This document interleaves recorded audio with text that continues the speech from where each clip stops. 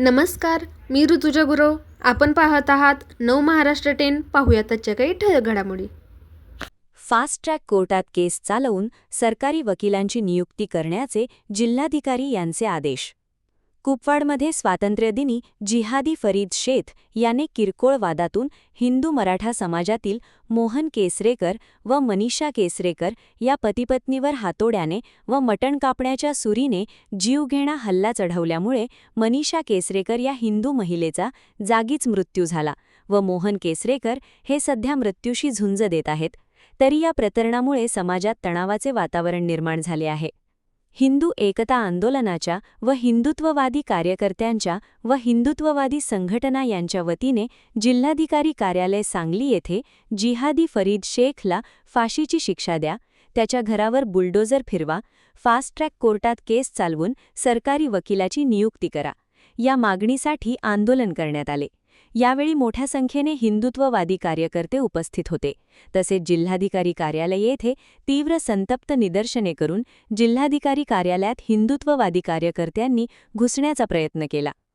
हिंदू एकता आंदोलन व हिंदुत्ववादी संघटना व कार्यकर्त्यांच्या वतीने जिल्हाधिकारी मैनाक घोष यांना जिहादी फरीद शेख यांच्या घरावर बुलडोजर फिरवा, फास्ट ट्रॅक कोर्टात केस चालवून सरकारी वकिलाची नियुक्ती करा अशा मागण्यांचे निवेदन देण्यात आले.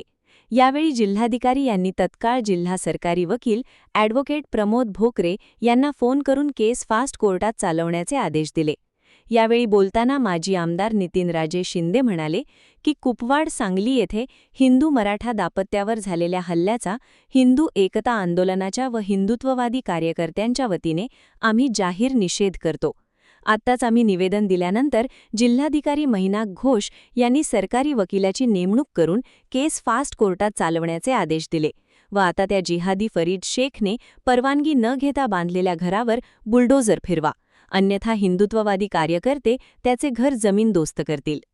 यावेळी हिंदू एकता आंदोलन जिल्हा उपाध्यक्ष पैल प्रदीप निकम, मनोज साळुंखे, दत्तात्रय भोकरे, अनिरुद्ध कुंभार, रवींद्र वाधवणे, सोमनाथ गोटकिंडे, गजानन माने, दिग्विजय शिंदे, अनिकेत कुंभार, प्रकाश निकम, दीपक मोडक, बाळासाहेब मोहिते, शिवाजी पाटील, राम काळे, सविता मदने, कृष्णा नायडू, शुभम खोत, विनायक ठोंबरे, गोपाराव माने, जालिंदर पारणे, गजानन कोळेकर, संजय पाटील, संभाजी जाधव, सागर पोद्दार, भरत माने, अमर पाटील, के.जी. पाटील, राजाराम नेलवे, महेश साळुंखे, रमेश जाधव, बाजीराव पायमल आदी हिंदुत्ववादी कार्यकर्ते उपस्थित होते. इतिहासात अशी पहिली घटना घडलेली आहे की एका हिंदू महिलेचा